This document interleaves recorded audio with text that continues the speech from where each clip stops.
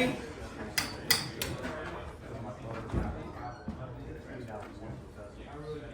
Of course, the deaf people want to keep talking over there. Paul!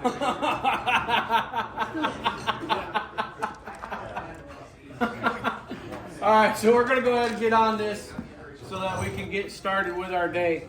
So today we're going to be doing, as requested, simple collars. All right, a simple wrapped collar is a very nice element to add to a piece. So before we get started in the actual forging part of this, we've got a couple of things to go over. I'm not going to do a whole bunch of math. Paul, stop talking.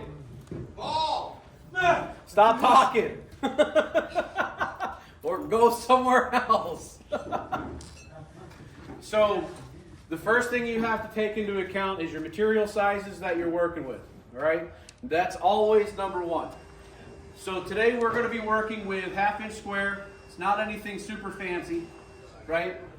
The idea behind a collar is that you're joining two pieces together without welding, without riveting, or anything like that. It's just two straight pieces of metal, just like this.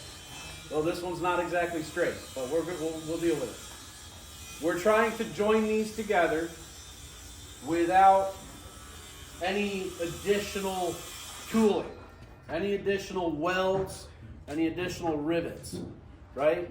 This is what we're going for, so you guys can go ahead and pass that around. I did that yesterday, just throwing this stuff together, right? So it can be done very quickly.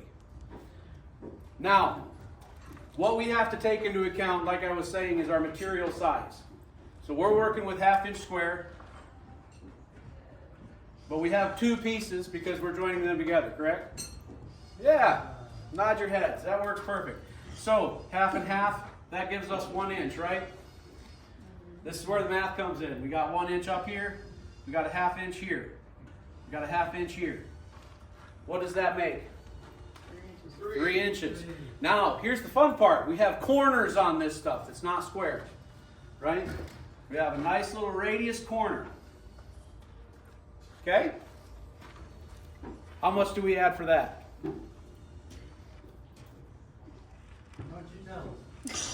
I'm watching him do the math in his head.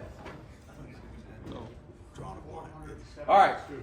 It's a trick question, okay? We have 4 exterior corners that we have to think about, right? The size of the material dictates the size of that corner, because a 1/2 inch square bar has a little teeny tiny corner. A 1/4 inch has smaller, 1 inch has bigger, right? So the size of the material dictates everything. For 1/2 inch square bar, our corner is about 1/16 of an inch, approximately. Okay? It's very simple. So we have 3 inches total, plus 1/16 times 4, right? That gives us about 3 1/4 inch, give or take. I typically like to go up 1/4 of an inch to give myself some wiggle room, and then I do samples. Now, what you see on that bar that is being passed around is 3 1/4 of an inch wrapped around that bar, tapered on the ends. So this is the very first step right here. Very simple. Go ahead and pass that one around. You'll notice that the tapers are on opposite sides, right? So it looks like a trapezoid, or whatever, square to lean over. You said it right. Yeah, no. Something like that. One of those fancy names, right? Okay. So that taper gives me that extra length. Now, the 2 pieces of 1/2 inch square bar that's being passed around, my first sample for that was 3 1/2 inches. And it overlapped and it shot off the side. So that means that my piece was too long. My second one, I took 1/8 of an inch off. My third one, I took 1/8 of an inch off. It's not always going to be exact science, and it's not always going to be exact math. Unless you're a genius, and I'm not. Okay? But we can rough estimate 3 1/4 of an inch. That's what this little piece right here is. 3 1/4 of an inch. Now we also have to take into account the thickness of our collar material. Thicker collar means we need more material.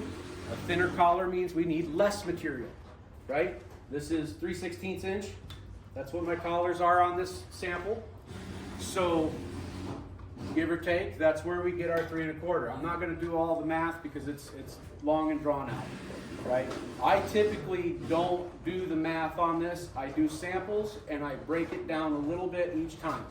That's the easiest way to do it. Okay? So our starting material is 3 1/4 of an inch of 3/16 by 1. Okay, so 3/16 inch thick, 1 inch wide, right? By 3 and, do that right, 1/4 long. Okay, that's our starting material for our collar. Now you guys see that piece that I'm passing around with the tapers on it? That's always step number 1. Those tapers allow that material to lap over itself and lay flat. Okay? Every time you do a sample, you have to do this the same way every time. So if your material's too long, cut a little bit off, re-taper it, try it again. Right?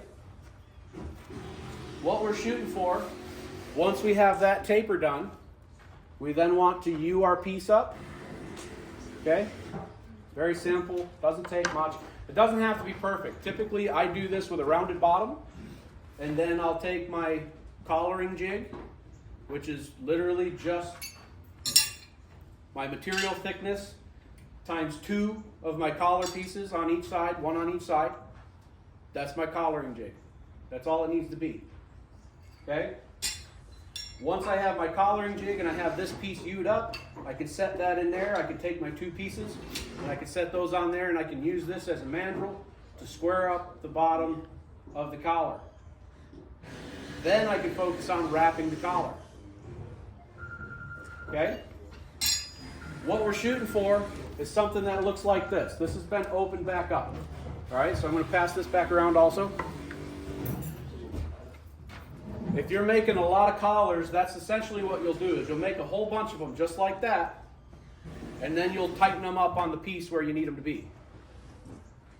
Okay? Doesn't take much to do this stuff. Now, the thing that you have to keep in mind is where those tapers have to be. One has to be on the top, one has to be on the bottom. They have to be opposite. If they are not opposite, it's not going to hurt anything, but it's easier to set up if you have them opposite. Okay? So what I'm going to do, I've got another piece right here. I'm going to go ahead and I'm going to get my material in my forge, and of course my concrete all over. I'm going to get my material in the forge, and I'm going to go ahead and get started on the actual showing part.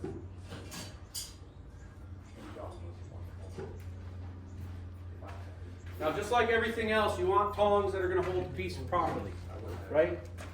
This is a pair of tongs that I made, and I broke, and I made again, and I broke again. And it happens. But what you can see is that that doesn't hold, right?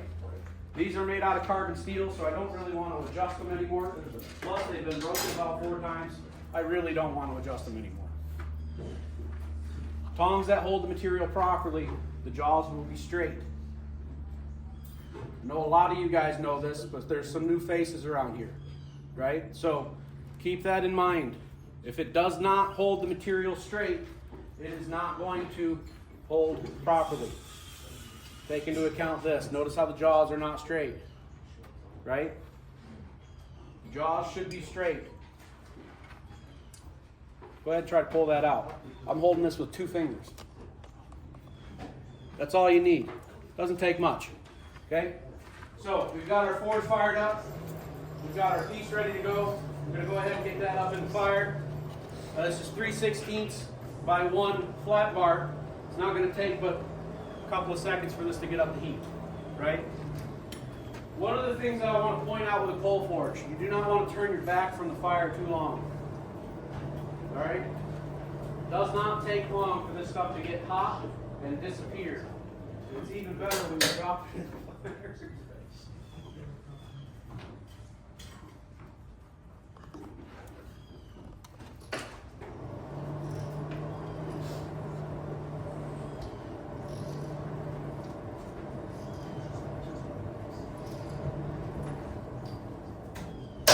There we go. So we've got our piece. I'm going to set it about 3/4 of an inch back. I'm going to start tapering one end. I'm going to let it flare for a little bit, and then I'm going to clean it up because I don't want that flare in the final piece. By the end of this taper, it should not be any longer than 1 inch. Now the great thing about collars is it doesn't matter if the end of the bar is perfect. It's going to lap over anyways. Doesn't have to be exact. Okay? With one side done, I'm going to flip this around.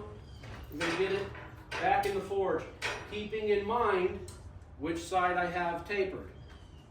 Now I need it to be opposite, so I'm going to flip it over, and that's how it goes in the fire.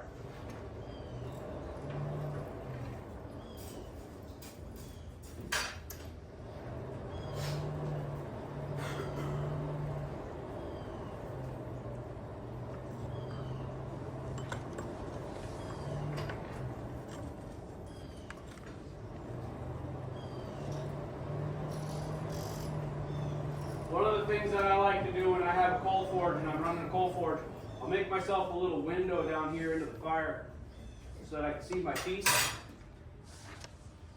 When your piece disappears in the fire, you're at temperature. So I've got it upside down. I'm going to do the same thing, about 3/4 of an inch back. And I'm going to start tapering this out.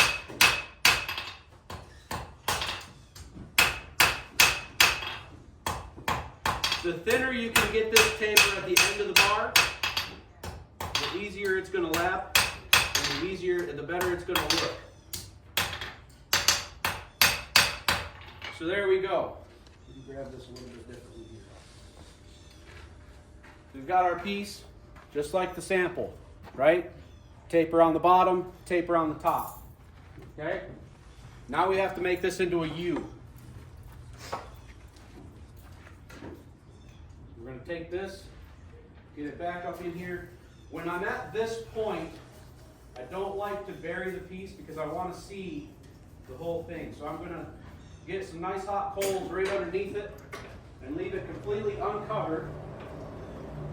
And this is just my personal preference. I know some people like to throw it all the way up in there and not see it. Jerry Darnell is one of them. He loves just throwing a piece up in there, but he counts in his head. I don't know if you guys know that or not. He'll sit there and he'll count in his head about 30 seconds and then he's done. He's out of the fire. I like to be able to see it. So I'll keep the piece uncovered, especially at the tapers where it's thinnest. Because I don't want to burn it, right? Burnt metal looks like crap. We don't want to look like crap.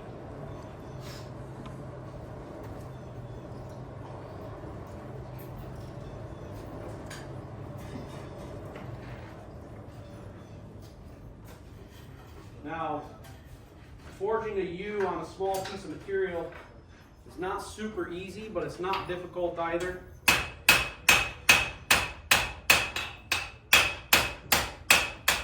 What you'll notice is that I'm dropping the tongs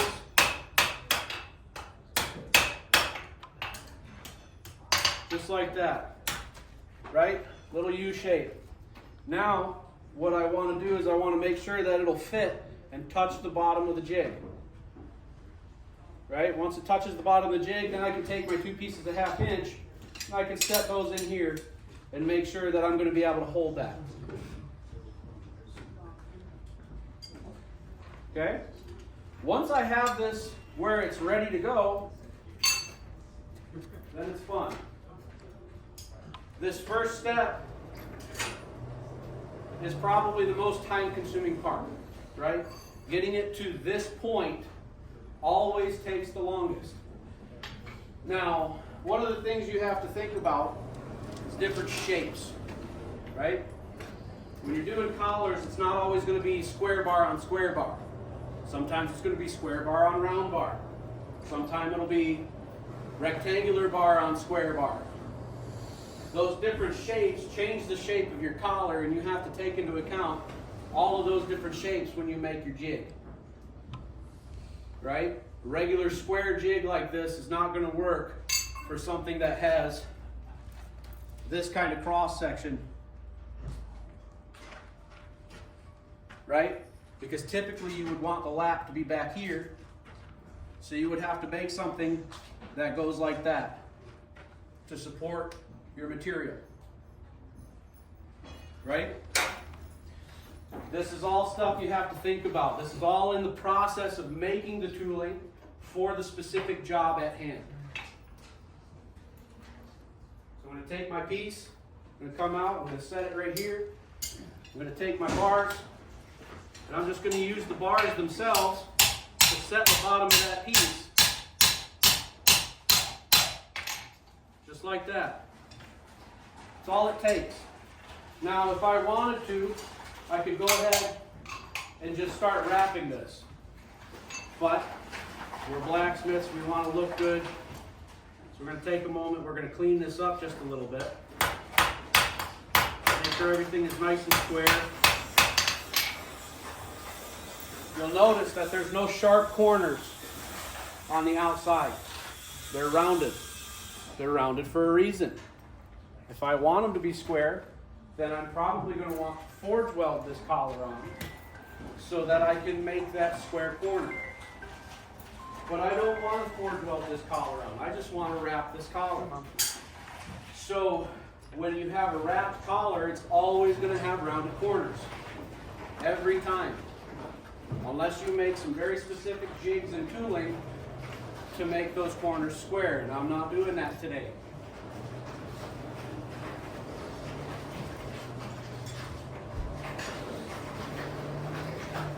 Now I just want to get this thing hot, and I'm going to get it back in my jig, and I'm going to set my piece, and I want to make sure that I have all of this stuff right here ready to go, so that once my collar is ready, I don't have to go anywhere. I'm not searching around for anything. That collar is not going to stay hot forever, right? So we want to work with this while we have it hot, especially for this type of process. So I'm going to take it, I'm going to set it back in my jig, I'm going to get my bars in here, I'm going to throw stuff around a little bit, because why not? We're blacksmiths. Have fun with it. Happy mistakes, right? Sorry, Bob Ross. Somebody's got to cheer the world up. That's right. One side first, other side second. If it doesn't quite line up perfect, it's okay. We'll tap it back, hit it hard, get it out of the jig. Get the jig out of your way. Then it's all about going around the sides, square everything up. You'll notice as I'm doing this, I'm staying away from the corners. I'm just hitting this flat. And you'll also notice that it's loose at the moment. That is by design. Okay? Now that I have it here, now I can heat this collar back up while it's on the bars.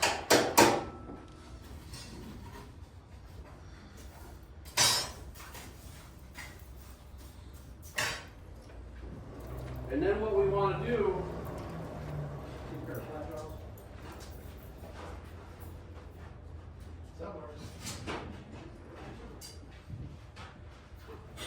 what we want to do to finish this collar off is get the collar itself hot. And we're going to hit it with the hammer just a little bit more, but I'm going to stay off of the lap. Right? So I'm only going to hit the sides. I want to let that lap shift. And then we have to hold it tight with a pair of tongs while we pull it off. Do you have any water over there? No. You might need water.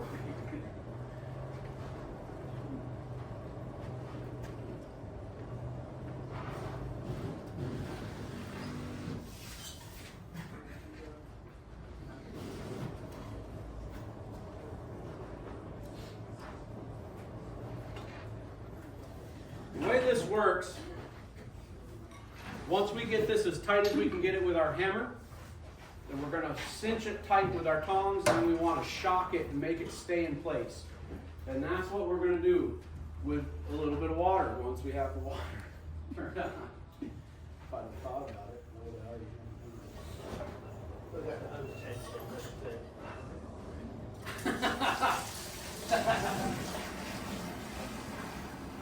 So what you'll see me doing is I'm constantly rotating this. I don't want to let one side stay down on the coals longer than any other side. I want it to heat up nice and evenly, just like cooking a steak or a potato, or whatever. Brandon. Yeah, good. Sure. Wait. Yeah, that's plenty.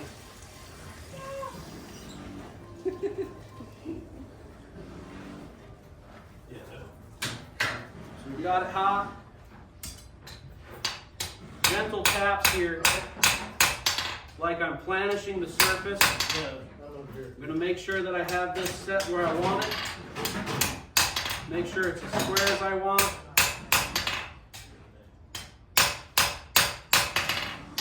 And then I'm going to take my big tongs here. Flat jaw tongs work best for this. The bigger they are, the better they are. And I'm going to go straight into some water here. While I'm holding this, and I'm going to keep it in here until it stops sizzling.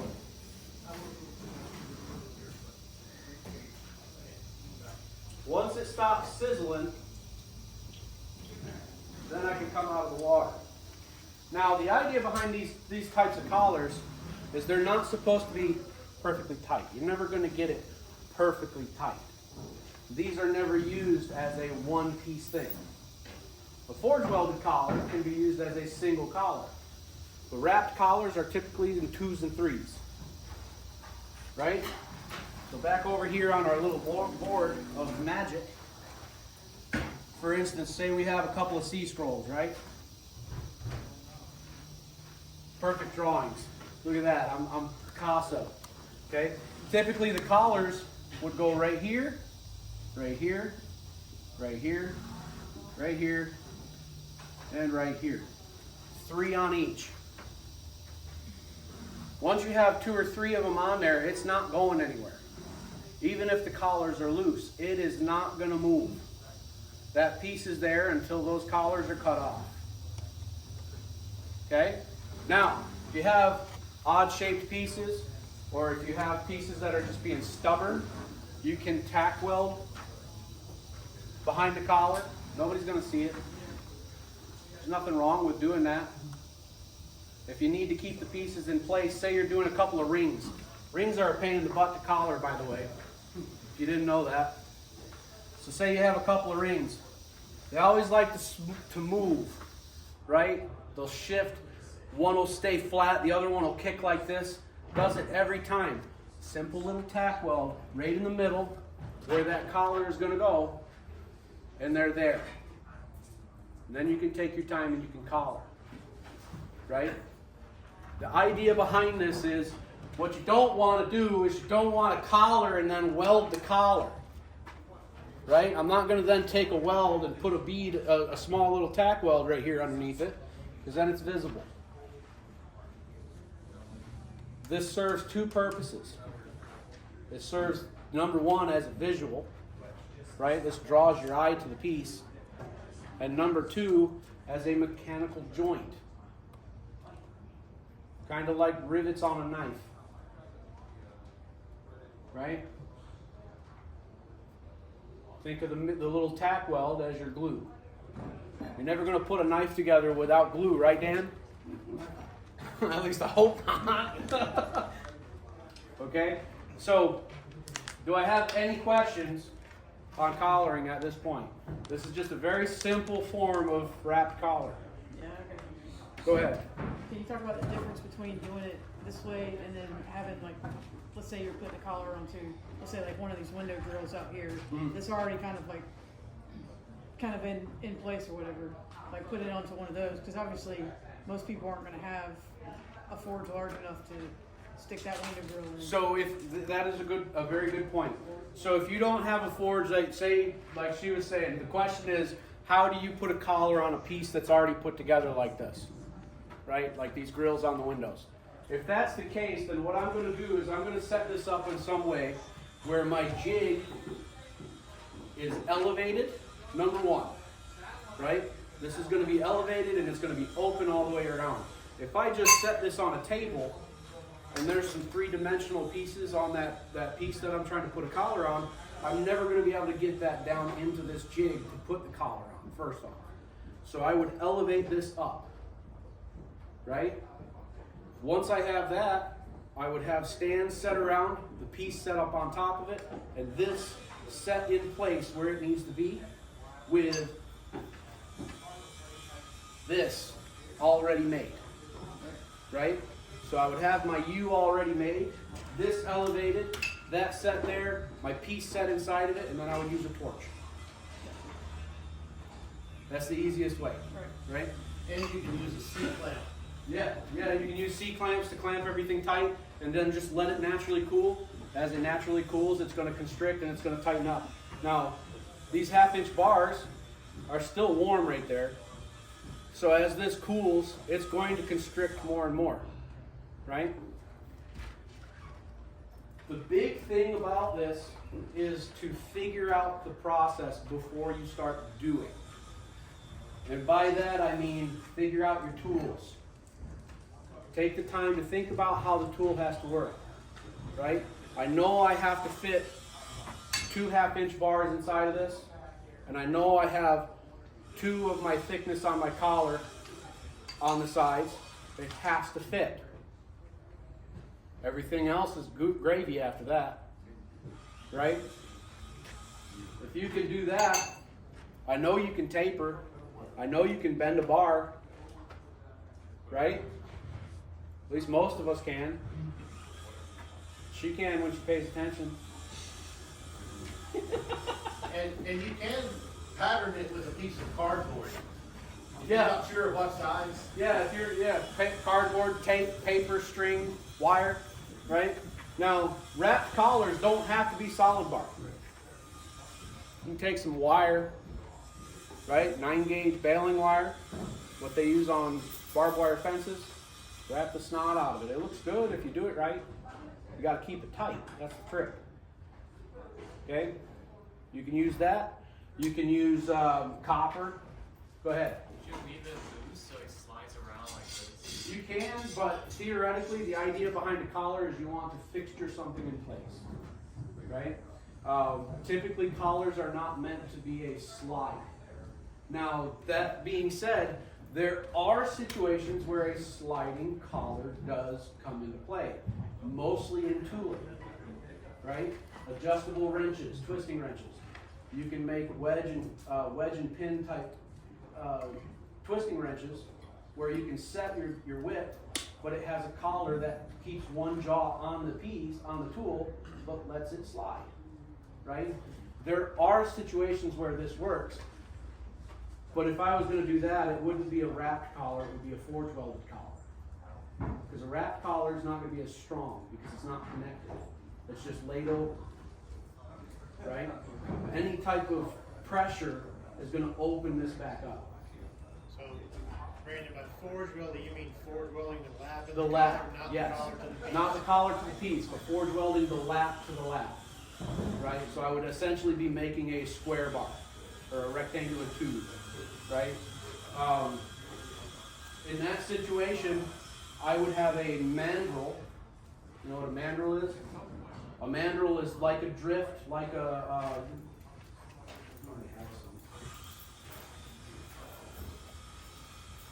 the one tool that I didn't bring with me today.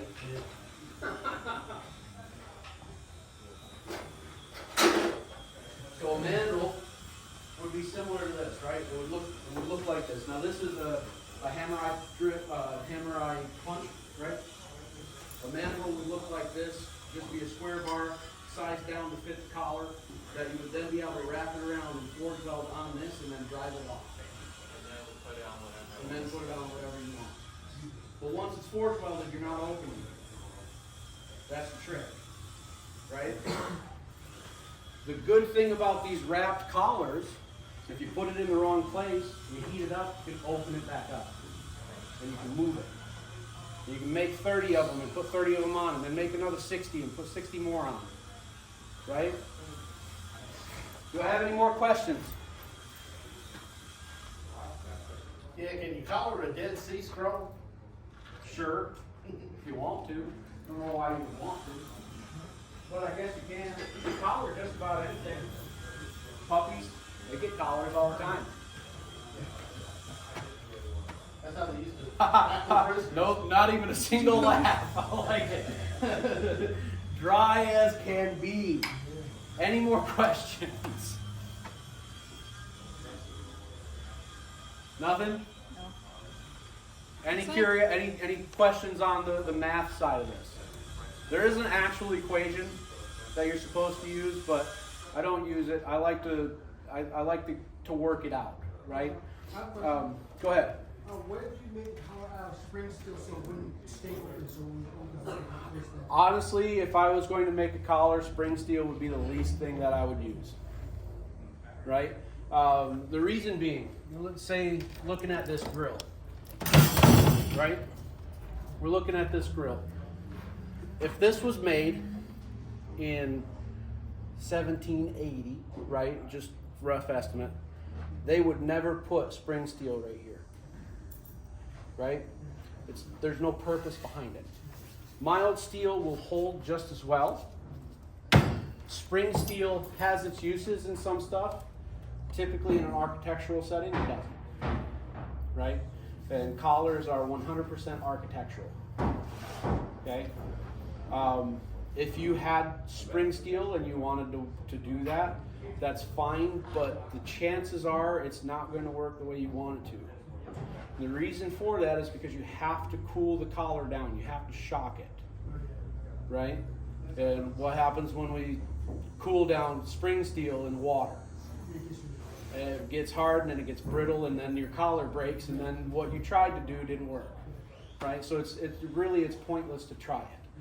Now if I was doing this and I was going to forge weld that collar, like say I was doing this on the handle of a fire poker or something, and I wanted that to become integral, then I could use some sort of carbon steel if I wanted to, but still there would be no purpose behind it. It's all about knowing what the process is so that you can dictate what the material should be, right? Because we have to cool this off rapidly. If it could just sit there and cool, like if I threw a C-clamp on this, I could set it off to the side and let it cool down naturally, and it would be just fine. But I don't have that kind of time. But if I was doing that with a piece of spring steel, that's how I would do it. I would clamp it and let it sit, right? But again, there's really no point in doing it that way. Any other questions? Anything? Do we have any other suggestions for demonstrations that you guys would like to see?